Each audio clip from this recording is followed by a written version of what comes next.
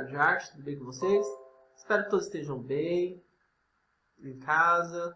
Espero que todos tenham passado bem as férias, aproveitado bastante com a família, tá?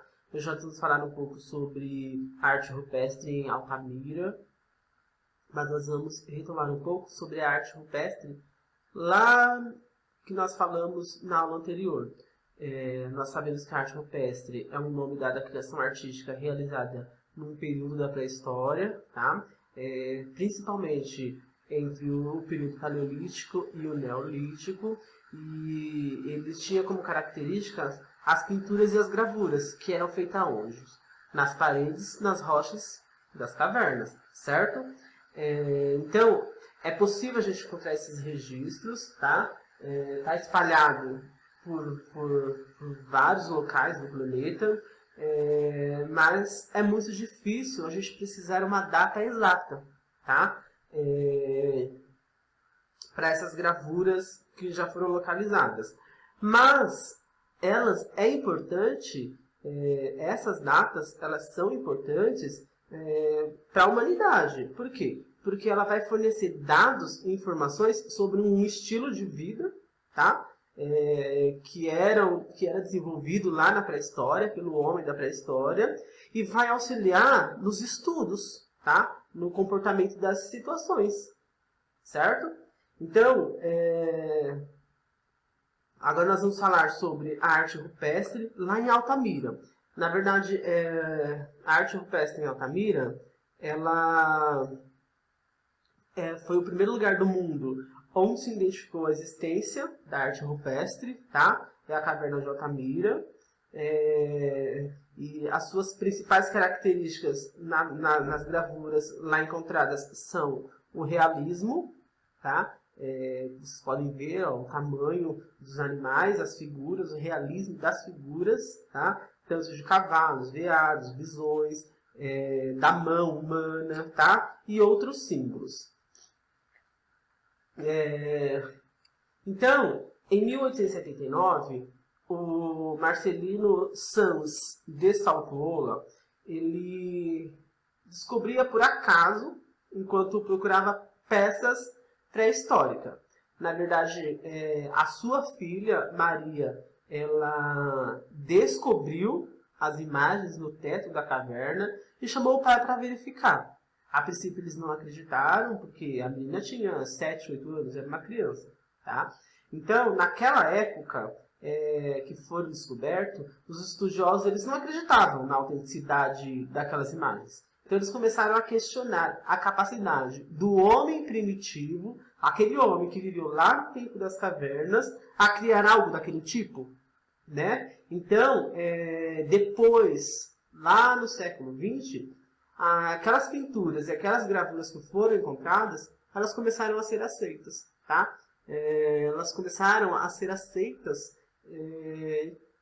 que foram realizadas pelo homem, tá? A Gruta de Altamira, ela corresponde a um privilégio muito grande, né? Por ser o primeiro local do mundo a se identificar essa existência da arte rupestre. Lá existe um museu, tá? Nesse museu possui exposições permanentes, cursos, visitações escolares e programação cultural, tá? É um museu moderno e o seu edifício ele está integrado à paisagem de bosques, que permite desfrutar de paisagens atuais e refletir sobre passado, que está vivendo, né, o passado. Você está lá, você está vivendo. É importante a gente saber que a interpretação da arte ela está repleta de limites, tá? Mas isso não quer dizer que o homem da pré-história não fosse desprovido de qualquer senso estético, porque ele tinha, vocês podem ver nessas imagens, a pintura, o desenho que eles faziam, então eles tinham um senso estético e a gente vê isso quando ele representa um animal ou algo muito próximo a ele. Então ele explorava esses elementos de proporção, de tonalidade. Então ele queria mostrar aquilo que ele via como uma coisa importante na visão dele, na sua visão particular. Tá? Vou sugerir para vocês um filme. Esse filme chama Os Croods. Os Croods, quando você assistir esse filme, você vai saber mais quem eram os homens das cavernas, tá? Agradeço a atenção de vocês. Já já eu volto para falar da arte rupestre e da arte abstrata. Bom, pessoal, então voltamos com a arte abstrata ou abstracionismo, tá? É a arte rupestre ou a arte abstrata, tá? A arte abstrata ou abstracionismo, ele é geralmente entendido como uma forma de arte, tá? É uma arte que não representa objetos próprios da nossa realidade concreta, tá? Do mundo exterior. E ao invés disso, dessa expressão concreta do mundo exterior, ele usa umas relações formais entre as cores, tá? As linhas e superfícies, para a gente comparar a realidade da obra, tá? De uma maneira não representacional, uma coisa não representativa. Tá? Alguns debates entre os arqueólogos sobre essa forma de pintar o homem na pré-história,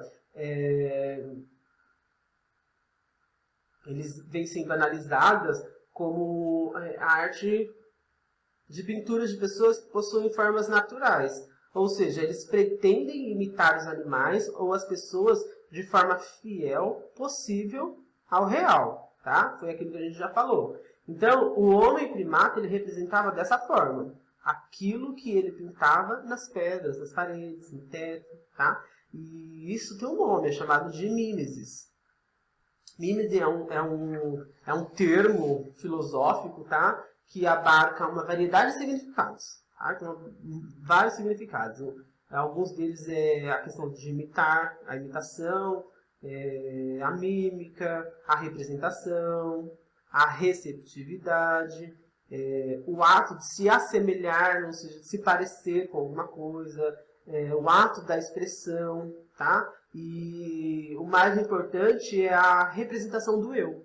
Era isso que eles queriam representar, tá? Aquilo que eles estavam vivendo. Agora eu vou mostrar para vocês duas obras, tá? Vocês vão ver duas obras fabulosas. Para quê? Para vocês desenvolver a capacidade de apreciar e avaliar as obras de arte, tá? Inclusive no que diz respeito às pinturas rupestres. São duas obras, a começar por uma obra de Michelangelo, chamada A Criação de Adão. Essa que vocês vão ver agora. Então, vocês vão ver. Presta atenção que esse é um quadro de Michelangelo, ele está inteiro, então eu vou começar a dividir esse quadro para vocês entenderem as partes dele, tá? Então, a criação de Michelangelo, ele representava uma importante passagem do livro da Bíblia, tá? Que era o livro de Gênesis. Ele queria fazer essa representação no momento em que Deus criou o homem, que é o Adão, tá? E essa narrativa de Michelangelo, ele conta a história através de uma imagem, capturando um instante em que a vida humana está prestes a começar. Então vamos lá, vamos dividir essa imagem aí.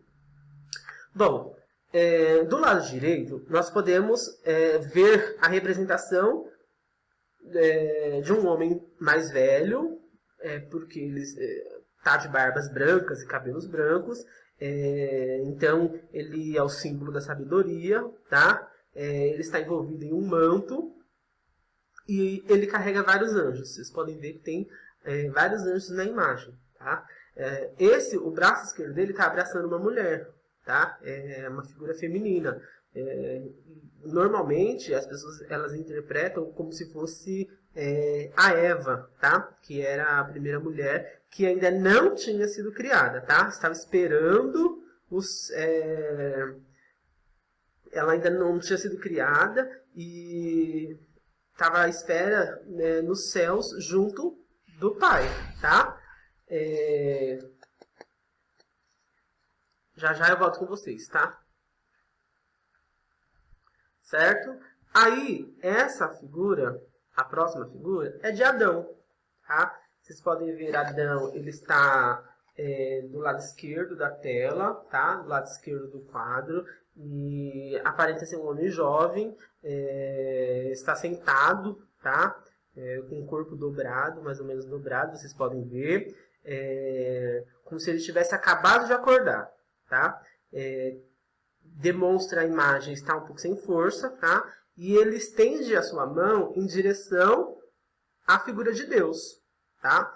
E esperando que ele se aproxime para lhe emitir a vida. Agora vocês vão ver uma outra imagem, essa. Essa imagem é o centro da tela, tá? Estão os dedos indicadores de ambos, tanto de Adão quanto de Deus, tá? Com um pequeno espaço entre si, bem pequeno espaço aí, tá? E aí está realçando um vazio, para você não prestar atenção em outras coisas, apenas nas mãos. Então, por isso, não tem nada em volta, tá? Para você não se distrair e olhar, observar outra coisa.